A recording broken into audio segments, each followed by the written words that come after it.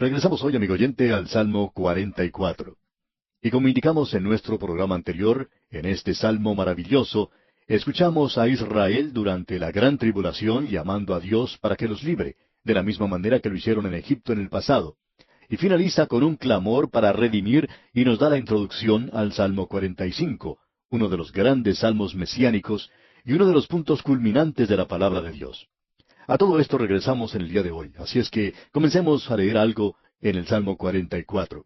Usted recordará que los hijos de Israel hicieron de la misma manera que lo había hecho Gedeón cuando dijo, ¿dónde está el Señor que hará milagros para nosotros, del cual nuestros padres nos dijeron?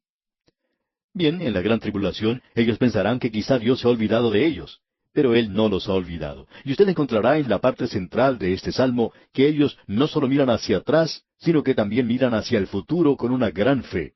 Créanos, amigo oyente, esta es una gran fe, especialmente en la época de la gran tribulación. Ellos lo reclaman como su propio rey, aun cuando en esta época no había llegado. Veamos pues los versículos 4 al 6 de este Salmo 44. Tú, oh Dios, eres mi rey, manda salvación a Jacob. Por medio de ti sacudiremos a nuestros enemigos, en tu nombre hollaremos a nuestros adversarios, porque no confiaré en mi arco, ni mi espada me salvará. En aquel día, el remanente piadoso está pidiendo venganza. Ellos se encuentran bajo la ley y tenían el derecho de hacer eso. Nosotros en el día de hoy debemos orar por aquellos que nos usan engañosamente. En realidad, a nosotros se nos ha indicado que debemos amar a nuestros enemigos. Y debemos decir que esa es una cosa bastante difícil de hacer. Pero lo que podemos hacer es entregarlos a ellos, al Señor. Él nos ha dicho, no os venguéis. ¿Por qué? Porque nosotros debemos entregarlos a Él, porque Él dice que Él es quien pagará. Pensamos que es necesario entregar muchas personas al Señor, ponerlos a ellos en sus manos, no solo para la salvación, no solo al pueblo de Dios, sino a aquellos que en el día de hoy nos están causando problemas. Ahora no deseamos que nos entienda mal, amigo oyente, pero esto no es a causa de un perjuicio personal, sino que nos estamos refiriendo a aquellos que están tratando de estorbar la predicación de la palabra de Dios. Es algo terrible en el presente tratar de enlodar el nombre de un hombre o una mujer que tiene una posición firme a favor de Dios. Creemos que usted debe tener mucho cuidado antes de criticar a su pastor. Usted tiene que estar bien seguro que lo que está diciendo es la verdad, porque para algunas personas él representa la causa de Dios en este mundo. Y ellos juzgarán a Dios mayormente por lo que Él les está diciendo. Creemos que esa es la razón por la cual muchos jóvenes en la actualidad se han apartado de la Biblia y de la iglesia, porque ellos pertenecían a un hogar donde tenían padres creyentes, y esos padres creyentes criticaban al predicador todos los domingos. Y créanos, amigo oyente, eso se hace agotador. Eso es algo duro de roer. La mayoría de los predicadores somos realmente duros, y al presente, muchos que no tenemos buen sabor reconocemos eso. Pero está mal el desacreditar a un hombre que está predicando la palabra de Dios. Así es que aquí vemos que ellos están pidiéndole a Dios que intervenga. Sigamos avanzando en este salmo y para ello vamos a dirigirnos a la parte final del salmo. En el versículo 22 vemos que ellos se encuentran en dificultades tremendas. Los vemos pasando por una época de muchos problemas. El enemigo está furioso contra ellos. Es ese pequeño cuerno mencionado por Daniel que está desgastando, por así decirlo, a los santos del Altísimo. Ellos están en grandes dificultades. Estos son santos judíos, digamos de paso. Ellos han sido advertidos ya que la guerra los va a subyugar y que también ellos no deben responder a esa lucha. Ellos deben rechazar la marca de la bestia y que ellos son muertos en gran número, y ellos están clamando a Dios. Opinamos que este es uno de los momentos más tenebrosos de toda la historia del mundo, y escuche lo que dice el versículo 22 de este Salmo 44. Pero por causa de ti nos matan cada día. Somos contados como ovejas para el matadero. Ese no es el cuadro actual de la iglesia, ¿verdad? Debemos decir que ellos también están sufriendo por amor de Cristo. Hay muchos que están pasando por una situación como esta, pero en su gran mayoría no creemos que la iglesia se encuentre en esta posición. La nación de Israel estará en esa posición, es decir, el remanente de la nación. Debemos dejar eso bien en claro. Estamos hablando del remanente, y cuando nos referimos a la iglesia, no estamos hablando del número total de los miembros de la iglesia o del número total de las iglesias. Ahora el versículo 23 dice, Despierta, ¿por qué duermes, Señor? Despierta, no te alejes para siempre. Tenemos aquí un clamor para que Dios se despierte, por así decirlo. Bueno, Dios no está dormido, amigo oyente. Es la desesperación en la que se encuentran lo que hace que ellos hagan esto. La época de los Macabeos, y esa es una época entre el Antiguo y el Nuevo Testamento, esta gente llegó al primer plano, digamos, de Israel. En esa época, a propósito, en lo que al pasado se refiere, era la ocasión cuando ellos sufrieron más que en cualquier otra oportunidad de su historia. Pero no es nada comparado con el período de la gran tribulación. En ese entonces, ellos tenían un grupo de sacerdotes que se llamaban los despertadores. Y ellos eran quienes clamaban a Dios y elevaban este clamor: «Despierta, ¿por qué duermes, Señor?». Y en aquel día pensaban como que Dios estuviera durmiendo. Pero Juan Hircano, uno de los macabeos principales, tenía esto que decir acerca de ellos. Él dijo: «¿Está durmiendo la deidad? ¿No ha dicho la Escritura: He aquí no se adormecerá ni dormirá el que guarda a Israel?». Y con eso, amigo oyente, se acabó ese grupo de los despertadores. Usted no tiene que pedirle a Dios que se despierte, amigo oyente, pero ciertamente hay épocas cuando uno siente como si debiera hacerlo. La gente de esta época pensaba así: «Despierta, ¿por qué duerme, Señor?». Bueno, Él no está dormido, Él está preparándose para actuar. Leamos ahora los versículos 23 al 26 de este Salmo 44. «Despierta, ¿por qué duermes, Señor? Despierta, no te alejes para siempre. ¿Por qué escondes tu rostro y te olvidas de nuestra aflicción y de la opresión nuestra? Porque nuestra alma está agobiada hasta el polvo, y nuestro cuerpo está postrado hasta la tierra.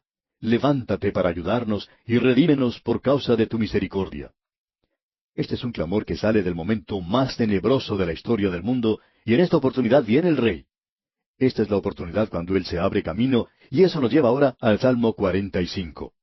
Debemos decir de paso que este es un salmo mesiánico, ya que así es citado en el Nuevo Testamento. Es un salmo de los hijos de Coré, y también es un salmo al músico principal sobre lirios. Este es un cuadro de Cristo como el Mesías. Él es el lirio de los valles, así como también la rosa de Sarón. El Tárgumes, una paráfrasis en arameo de una porción del Antiguo Testamento, dice aquí al traducir esto: «Tu hermosura, oh Rey Mesías, es mayor que la de los hijos de los hombres». Al llegar aquí al Salmo 45, nos encontramos con un salmo verdaderamente maravilloso. Y aquí vamos a permanecer por el resto del tiempo que tenemos en el día de hoy.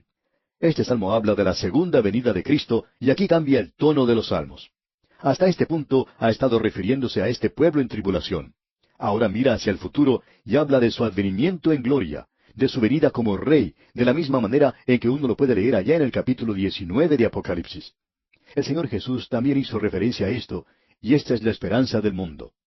Ahora el versículo 2 de este Salmo 45 nos dice: «Eres el más hermoso de los hijos de los hombres, la gracia se derramó en tus labios.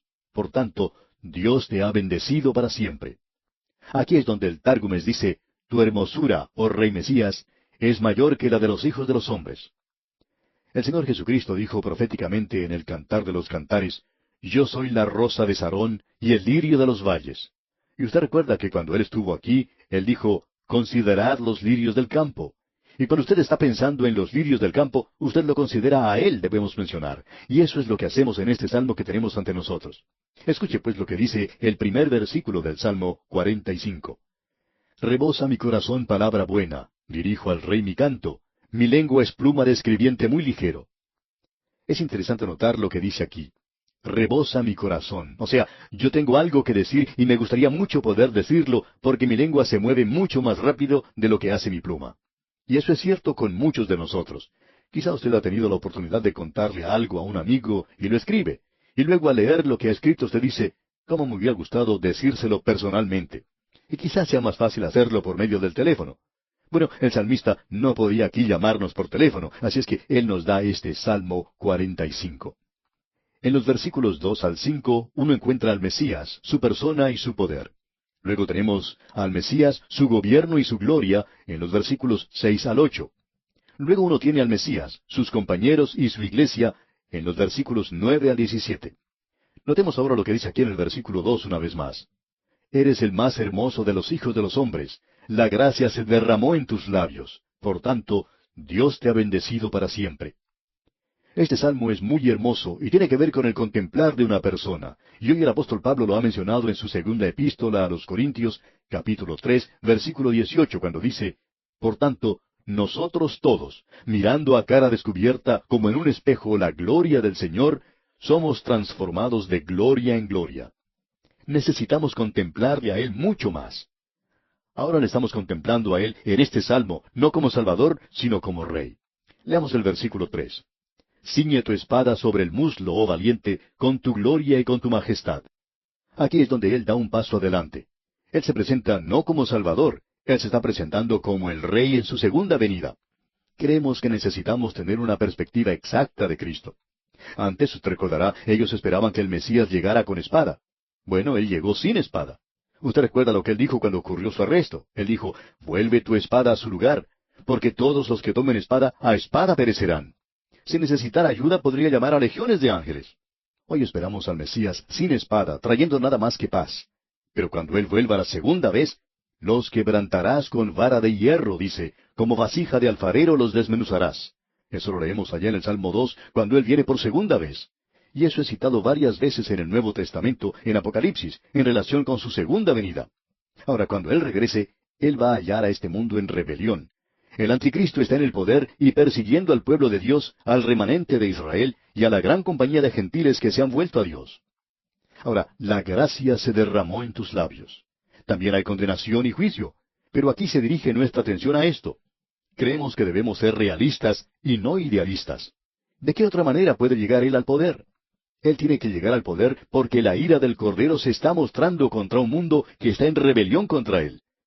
Y se nos dice entonces en el versículo 4 de este Salmo 45, en tu gloria sé prosperado, cabalga sobre palabra de verdad, de humildad y de justicia, y tu diestra te enseñará cosas terribles.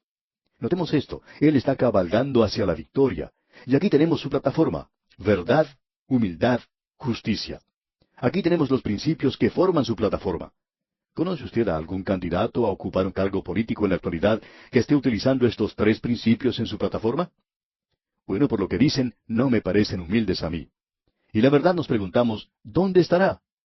Ahora, la justicia, bueno, eso no es ningún motivo en el presente.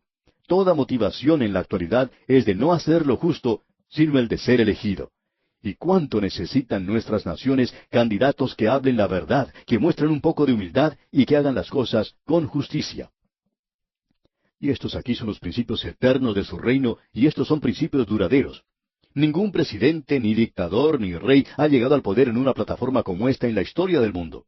Y esa es la razón por la cual vemos que esto es el carácter de Cristo. Él es la verdad, sus palabras son verdaderas, pero Él ha sido hecho un mentiroso en el mundo nuestro. Pero todos los hombres son mentirosos y no Cristo. Y usted no va a escuchar que la verdad es presentada en los hombres del Congreso, o en los mercados, en los grandes complejos industriales, o en las universidades, o en los periódicos, o en la radio y la televisión. Todas las noticias que se escuchan en la actualidad tienen cierta oblicuidad, y hay muchas iglesias que no mencionan la verdad en el presente. Él va a tomar el poder y va a llegar al poder en la plataforma de la verdad y la humildad. Y permítanos decirle, amigo oyente, que la humildad es algo que necesitamos hoy. Hay alguien que ha dicho, si usted quiere sorprender a todo el mundo, diga la verdad. Y es así como Él está llegando al poder.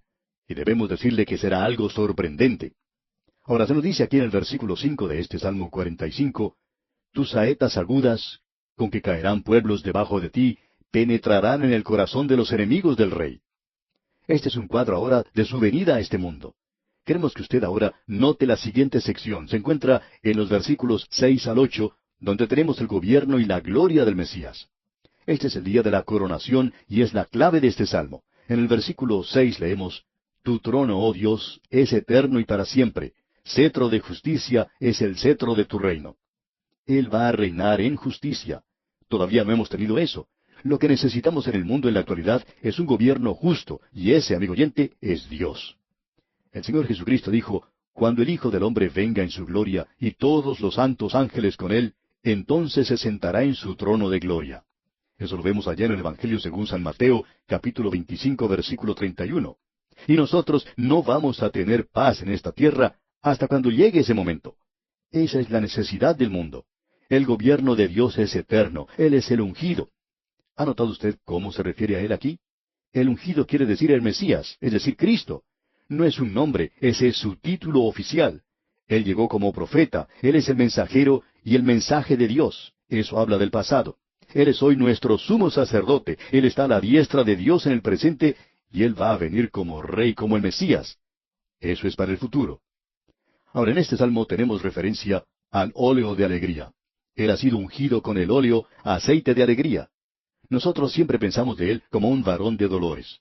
Opinamos que él fue una de las personas más alegres que haya estado aquí en este mundo cuando estuvo en esta tierra. Notemos lo que dicen los versículos 7 y 8. Has amado la justicia y aborrecido la maldad. Por tanto, te ungió Dios, el Dios tuyo, con óleo de alegría más que a tus compañeros. Mirra, áloe y casia exhalan todos tus vestidos. Desde palacios de marfil te recrean.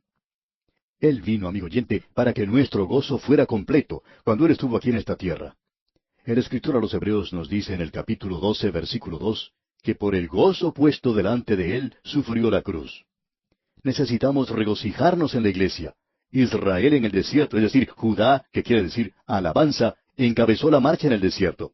Y ellos se quejaban, se lamentaban, cantaban canciones tristes en el desierto, cuando deberían haber estado alabando a Dios. Y eso es lo que la iglesia debería estar haciendo hoy. Continuando ahora en este Salmo 45, en el versículo 9, tenemos una escena en la corte. Leamos. Hijas de reyes están entre tus ilustres. Está la reina a tu diestra con oro de Ofir. La iglesia no se menciona por nombre en el Antiguo Testamento. Siempre la vemos en símbolo o figura. Pensamos que la mayoría de las esposas, novias, del Antiguo Testamento son cuadros de Cristo. Así tenemos a Eva, por supuesto, y creemos que hay otras como ella. Ruth en el pequeño libro de Ruth. ¿Y quién es la reina aquí? Creemos que aquí tenemos un cuadro de la iglesia. Ella no es identificada, y Cristo levantará la iglesia al trono. Se nos dice en el versículo siguiente, el versículo 10, Oye, hija, y mira, e inclina tu oído. Olvida tu pueblo y la casa de tu padre. Bien, nosotros debemos dejar el mundo. No debemos amar al mundo. Somos salvados de este mundo. Nosotros debemos asirnos de él, agarrarnos de él. La iglesia tiene que hacerse hermosa. Ahora el versículo 11 dice, Y deseará el rey tu hermosura, e inclínate a él, porque él es tu Señor. ¡Qué cuadro el que tenemos aquí, amigo oyente! El pecado es quitado en ese día. Y luego llegamos al último versículo de este salmo, el versículo 17, y probablemente deberíamos decir aquí que nos hubiera gustado hablar mucho más de esto. Pero veamos el último versículo, el versículo 17. Haré perpetua la memoria de tu nombre en todas las generaciones, por lo cual te alabarán los pueblos eternamente y para siempre. Este es el reino milenario. El reino milenario continúa por la eternidad, luego de haber hecho algunos arreglos, después que Satanás haya sido liberado por un tiempo y más tarde arrojado al lago de fuego y azufre. Este es un salmo glorioso. Cuando uno lo ve desde una perspectiva, como lo hemos hecho en el día de hoy, amigo oyente, tiene un gran significado. Esperamos que usted lo haya podido apreciar de esta manera. Y vamos a detenernos aquí por hoy.